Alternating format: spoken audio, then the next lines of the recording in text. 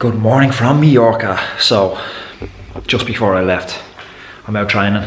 It's a training day, just like any other. Well, not like any other, because my Garmin busted 2 pieces. My beautiful Garmin 1000 smashed into little bits. The mount's been broke. It's been dodgy for quite a while.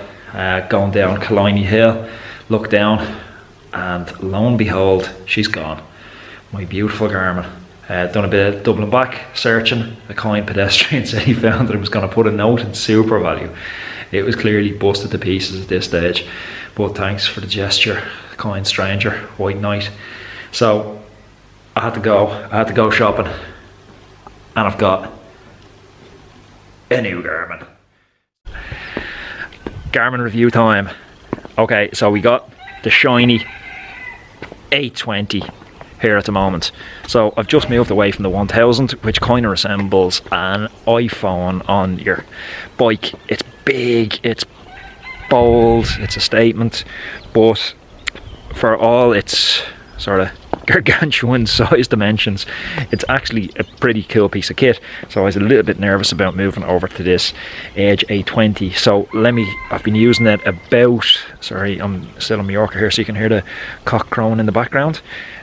So I've been using this for a few weeks now, and I'll tell you the main differences I have found. The touchscreen is brilliant on this. I expected it to be a downgrade. So the 820 is essentially the love child of the 520 and the 1000. So I expected the 820 to be a big downgrade in terms of its capabilities, but it's not. It packs a lot of punch for a much lower price tag. So the things I've been really impressed with is the find a course, track a course, follow a course. That functionality is way improved on this version. The old Garmin 1000, when you went to follow a course, it was just really confusing. It highlighted the course you were following, and your colour options for following the course seemed very similar to the road colour options for the rest of the roads, and it was always difficult to pick out which road you were actually following. This one seems to have solved that. It's very visible, easy to follow a course. So if you have a Strava premium account and you export a GPX file and into your Garmin, it's very easy to follow it. That is a sweet feature. Battery life is a problem on this. The Garmin website saying 15 hours battery life. When following a course, I found that's closer to 5 hours battery life, which is kind of shit, because if you're following a course, you typically don't know where the hell you are, and if you run out of battery, it's kind of leaving you a bit of a sticky situation. But most of us have that on our phone now, so it's not an absolute deal breaker, but I would like to see that slightly improved. How I've got around this at the moment is I got one of those handlebar bags. It used to be used for touring, now they're used by cool hipster cyclists, so I got one of those and I threw in a little portable chargeable USB unit. Had that in the front of the bag. Not ideal for everyone, but look, it's a little hack to get you out of trouble.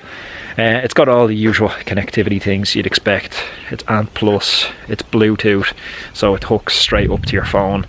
So as soon as you get in the door, you press save and you're going to have it pinged across to your Garmin Connect, which in turn is going to hit it to your Strava, to your Training Peak Series Today's Plan, or whatever else you're using.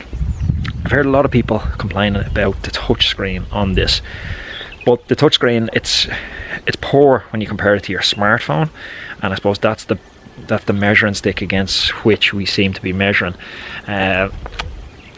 performance on this. But I think that's not really fair, because it's a tiny little surface area for the screen, and it's never going to be, if you've anyway big fingers, or if you have gloves on, it's never going to have that same responsiveness of smartphone, and smartphones are hard as shit to use with your gloves on anyway, so I wouldn't get too hung up on that. I haven't had any problems with that. The other features on it which are worth noting, it has the IQ, the IQ feature, which lets you download third-party apps. This can be kind of cool to play around with. You can have things like an odometer instead of your typical, your normal heart rate. Instead of it being a number, you can have it as like a odometer, speedometer looking thing, which is kind of cool. But I played around with it for a couple of days, and honestly, any of those third-party apps are not built by Garmin. They kind of mess around the firmware when the Garmin throw out a new firmware update, and the third-party app hasn't put out a new firmware update. It kind of makes the Garmin real buggy, so I ended up deleting all of those. Cool little feature on it is battery saver mode. Battery saver mode is when you know things are about to go south on you and you're going to run out of battery, you can hit battery saver mode. It'll still record your data, still record your heart rate and your power, but what it's going to do is it blacks out the screen and it won't wake up until you touch it. It's a really cool little feature. I didn't have that on my Garmin 1000. Other features that I found useful-ish, actually, you know what, this isn't useful, I'm not going to lie. Group track. So group track is a feature whereby if you pair your Garmin to your smartphone, you enable group track, and a friend pairs his Garmin to his smartphone and he enables group track also, that you can click into your map and you can see where he is. But it's so labor intensive, I don't know why you wouldn't just send live location on WhatsApp, so that's completely pointless for me. Also, the recovery time feature, I'm not a big fan of it. After you finish a session, it'll come up and tell you a suggested recovery time. I'm not a big fan of it. I think if you're using your Garmin, there's easier ways to get this. If you're using training stress score, if you've threshold set and you're uploading your data to today's planner, Training Peaks, it's going to generate you a training stress score, and if you just do a little Google around and look for a recovery day parameters based off training stress score, it'll tell you exactly what they are. I can't remember exactly offhand, but you know, if you've done 140 training stress score, it suggests you've 1 day recovery or whatever. It's a much more accurate way to do it. I think I've just found it to be wildly inaccurate sometimes.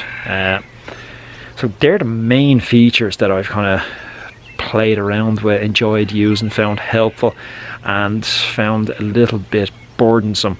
But all in all, this is a hell of a machine. Like, I've been using Garmin since 2011, 2012, I think Garmin 800 around that time, Garmin 500, Garmin 800 was around my first time, and it's come on so much in the last few years. I've used Wahoo, I've used the Wahoo Roam, I've used all the Wahoo products, and Garmin for me, you know, there's a reason no one's thrown Wahoo's in their car for navigation. Garmin's leading the edge on navigation, and it's just so easy, it's so user friendly. So for me, I'm still going to be going with a Garmin, and this just seems to be the best of both worlds. It's the best of the 1000, which is huge, and honestly for me it feels a little too big to have on the front of the bike, and the smaller 500 models. So that's where it's at. 820, get out and buy one. Some mad discounts going around on them online at the moment, so they're well worth shopping around and looking to get the best price on it. Definitely highly recommend it. Haven't highly recommended something in a while. Thanks for coming. If you are enjoying the content, I'm bringing out more daily content at the moment, so please take 2 seconds, like the video down below and subscribe to the channel. Thanks for coming. I'm gonna see you tomorrow.